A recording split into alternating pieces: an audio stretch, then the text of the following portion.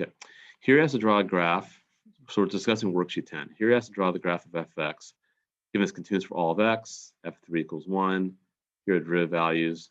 And write down all the values of x where your graph crosses the x-axis. So you're graphing, and actually this is a little confusing. No, this is not confusing. We are drawing f of x. So f of 3 is 1. It is continuous, so there's no breaks. So just have to keep that in mind. And then here, the slope is 3 when x is less than 1. So when x is less than 1, so I'm not quite sure how to draw that just yet, so I'll have to come back to that in a little bit.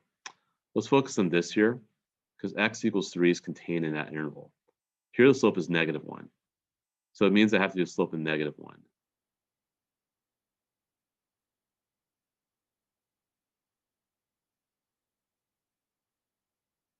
So you have that.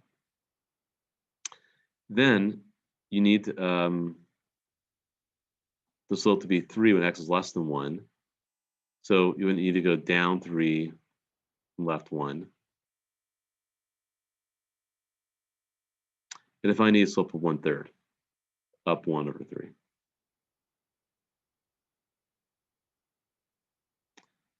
And that would be your graph.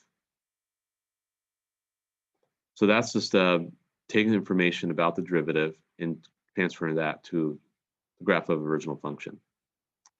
So that's number 1. So I actually did number 1 for you guys. Again, let's do it from scratch. F of 3 is 1.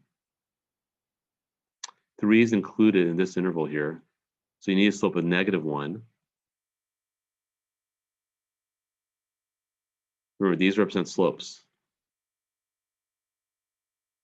Then the slope is +3 when x is less than 1. The slope is 1/3 after that.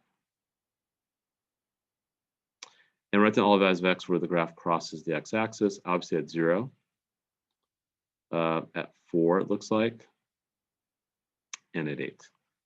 So it looks like those are our x-intercepts of this graph here. So questions about 1? Then for number 2, you're asked to draw a sketch of graph of fx's following features. So kind of the same thing that we just did earlier. I'm not going to do it. I'm going to let you guys do it and let you see how that goes. I'll definitely have this worked out, probably something over the weekend and post to school just so you guys have that. And then you kind of want to say what you're expecting is happening at f at x equals 2 and also at x equals 10.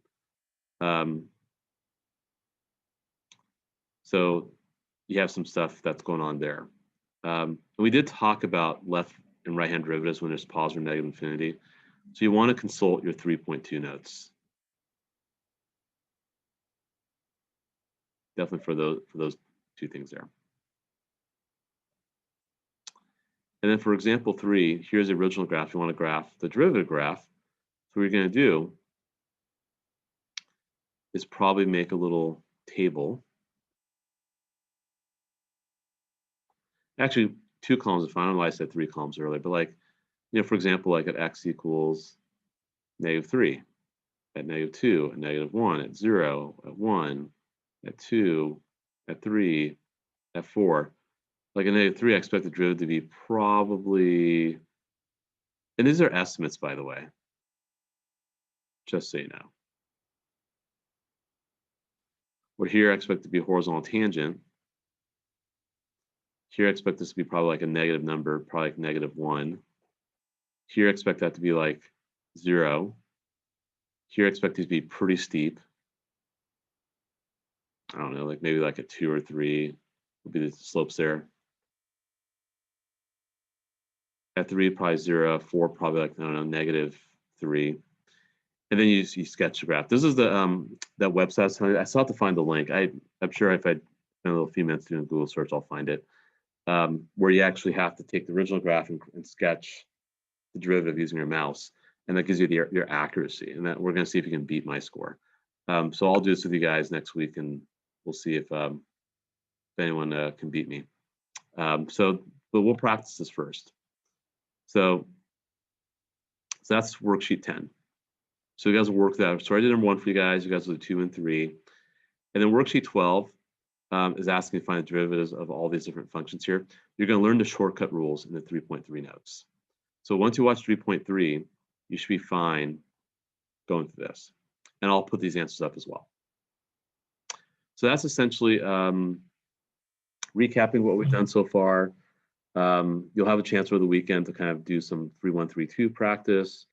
You'll do some 3-3 stuff, and then we'll close the loop on 3-3 on Tuesday, when we'll continue to do some more practice. And I'll have the study guide ready by Tuesday as well. And then we'll do some review on Thursday of next week. And then our test will be in 2 weeks on the 27th, our chapter 3 test. And I'll make sure, I think I already put that up as an assignment. So it should show up as a major assignment for you guys. All right, so I think that about covers it for what I want to talk about today. So now we're going to start the quiz. I'm going to email it to everybody. And actually, I'm going to email different versions. So actually, hold on one second. I do need to actually put the version next to each one so I know. Let me actually stop recording.